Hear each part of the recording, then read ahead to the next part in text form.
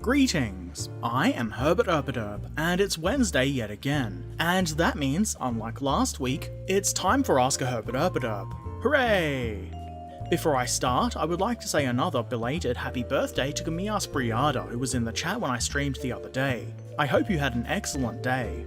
Okay, on to questions times. On Discord, Smoes said, would you consider making a video on how to cast things out of resin?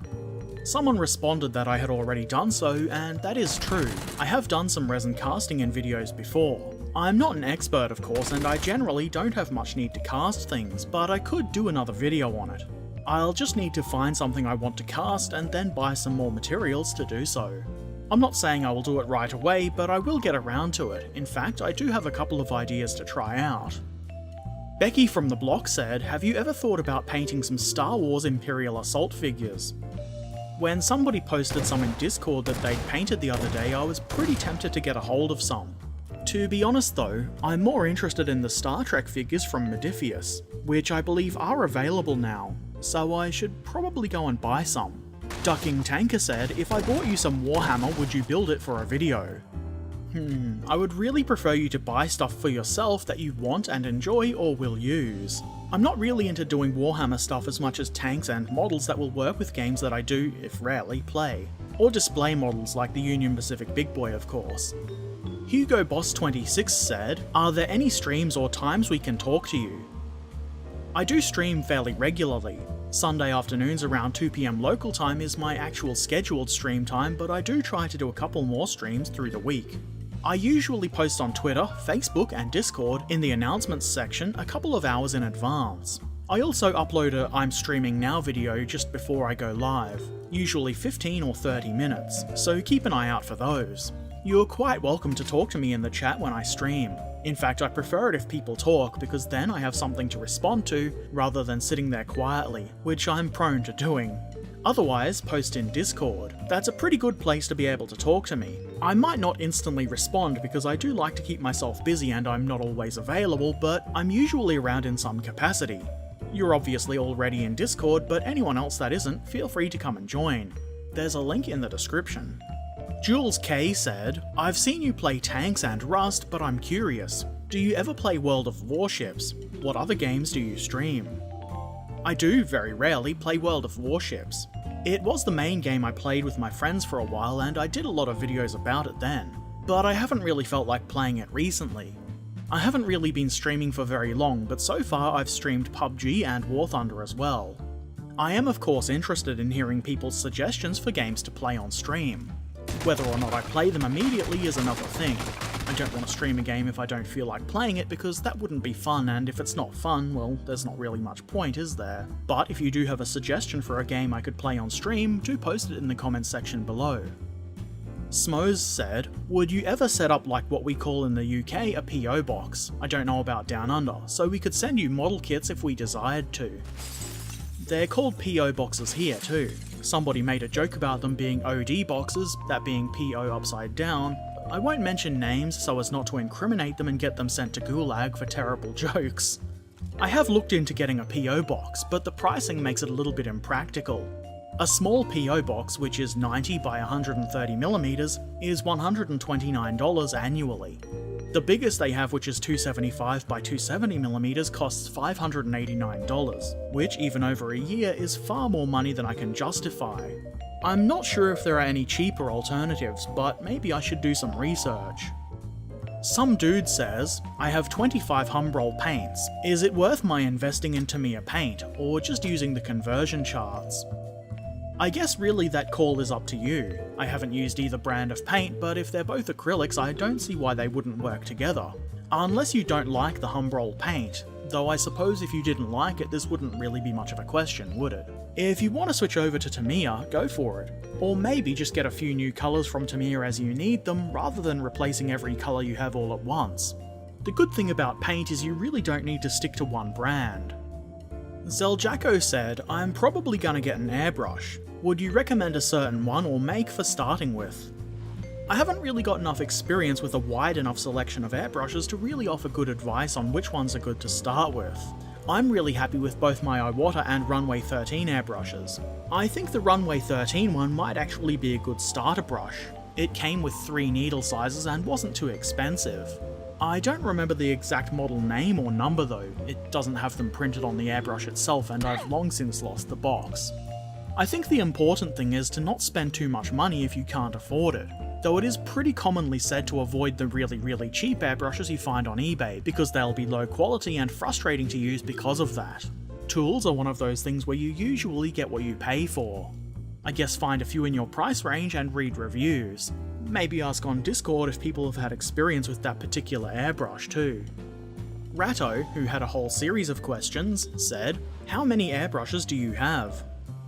I have 2, as I mentioned before, the Runway 13 brush and an Iwata HPC+. I quite like both of them. I use the Runway 13 brush the most because it's got a bigger needle in it. It's kind of my workhorse and it shows because it's filthy on the outside. Do Australians think that Chinese food is exotic? I don't think so. It's pretty common here. But then I guess there are people that consider Sizzler fine dining, so you never know. Which one is more scary and evil looking? SDKFZ 222 or SDKFZ 231, 8rad? I think the 8rad, it looks a little bit more menacing in my opinion. I'm not sure why I feel that way. I guess I had to pick one of the two. I've never really thought of either of them as especially scary looking. In the comments section of another YouTuber's video about the Zvezda King Tiger, you said the following: "Damn, that's a nice King Tiger. I'm glad it's the non-Zimmerit version. Certainly going to have to pick up at least one of these." Well, did you? Are we going to get a video about this? Not yet, but I do still plan to do so, and there will be a video about it when I do eventually get the model. Zeljako said, "Have you ever made one of the World of Tanks kits?" Not yet, but I have had the T-3485 sitting in my stash for a little while. I plan to start working on that sometime soon. Not right away, but soon enough. It looks like a decent enough kit, and it did come with some codes for World of Tanks that I'm going to have to give away or do something with. Moving on to questions from previous Ask a Herbert Erpaderp and non-Ask a Herbert Erpaderp videos, Suburban Scumbag said, "You can find Iron Brew in Cole's World Foods section. Get it in ya, it's good stuff." I actually did pick up some Iron Brew the other day, from Cole's in the World Foods section. Actually, I think it's called something else. International, but same thing really. They didn't have the low sugar version, but I decided to get a couple of cans anyway. It's not the best drink I've ever had, but I did enjoy it. It's interesting, and I would drink it again. Mr. Elite Zealot said, "Almost 4K subs. Keep up the great work. Do you have any Flames of War kits you are going to build soon? Thanks in advance." Thanks, and thanks to everyone who subscribed. I did pass the 4K mark the other day, which is awesome. Thanks everybody, I really appreciate it. Here's to 5K. I am planning to put together the old Metal and Resin Cromwell platoon with the Firefly in it. I do also need to pick up some more plastic Flames of War kits, which I do prefer over the Resin and Metal. At the moment I'm planning on getting the El Alamein box and maybe something else. If anyone has a suggestion for plastic Flames of War kits they want to see me assemble, let me know in the comments section below. Jake Painter said, "I'll try to watch streams when I have time. I do hope to continue seeing modelling videos on YouTube. I hate YouTube's business practices, but it functions better than other websites." Excellent, be sure to say hi in chat if you do watch. I do plan to keep putting modelling videos here on YouTube for the time being. Actually, a bunch of the videos that were demonetized have seemingly been remonetized. It looks like that anyway, but you can never really be sure. At any rate, I'll be here until a better option comes along, and eventually it probably will. We'll just have to wait and see until that happens. The future is full of possibility. Shuluf or Shuluf, however you say that, sorry for mispronouncing your name, said, "What does General Martok say to the new Star Trek Discovery TV show?" He's keeping pretty silent about it, and I'm pretty sure he's not seen it yet, and neither have I. And getting a subscription to Netflix just to watch it doesn't seem like a great use of money, especially for a fish. I don't think my fish is into pirating content either. I can't speak for General Martok, but I already have enough stuff that I'll probably never get around to watching that I don't really need more, and I just haven't really been all that excited about a new Star Trek series. I will get around to watching it sometime though. It seems like a kind of divisive show. I've read comment threads about it full of people that either really like it or hate it for various reasons. It seems to make some people very, very upset. Personally, I'll reserve judgment until I've seen it, and if I don't enjoy it, I won't watch it. Simple as that. I don't really see much point in getting upset about TV shows. I guess if that's the biggest problem in some people's lives, then I'm a little bit jealous of how easy they've got things. Top Bunk Productions said, "What's your favourite tank in World of Tanks? Also, what is your favourite tank class?" I can't really pick a favourite tank, but lately I've been enjoying the Cromwell and the T20, and of course the KV-2, which is usually pretty fun for obvious reasons. Though you do have to remember to send quite a few dissidents to the Gulag before driving it, or it just doesn't work.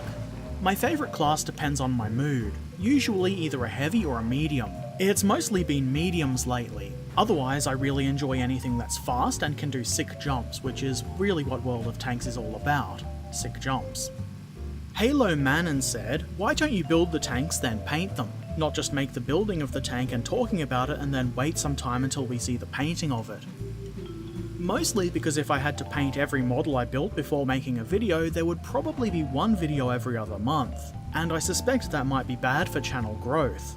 I'm a slow painter, and unless income from ad revenue and Patreon and stuff like that increases drastically, I can't justify spending hours a day painting. It would be an irresponsible use of time.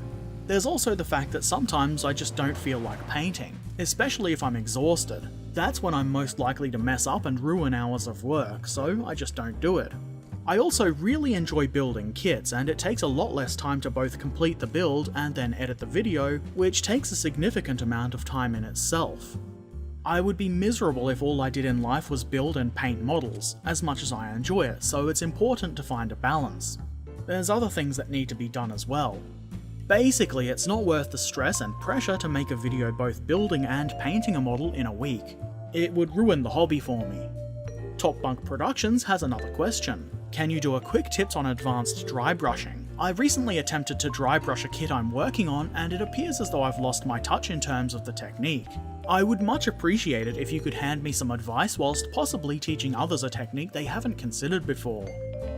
That's a very good idea, and I will do that. It might take a little while to get around to it, but it's on my list now. That said, I'm not sure there really is an advanced dry brushing technique. It's a pretty simple concept, really. I think my best advice would be to practice, which goes for a lot of things really. Practicing is how you get good. Maybe an old tank or something that you don't really care about would be a really good thing to practice dry brushing on. You can just paint over it and practice again. But yes, I will make a video about that. Thanks for the idea. And finally, on last week's video in which I built the Warlord plastic firefly, Rubsalot said, "Beware the carpet monster, for it doth consume one's dropped little bits, never to be seen again." For some reason, I can't help thinking it looks like a supersized Plastic Soldier Company kit. The way the tracks go together, the hatch covers, etc. looks very like the 20mm versions I built a while back. Yes, do beware the carpet monster.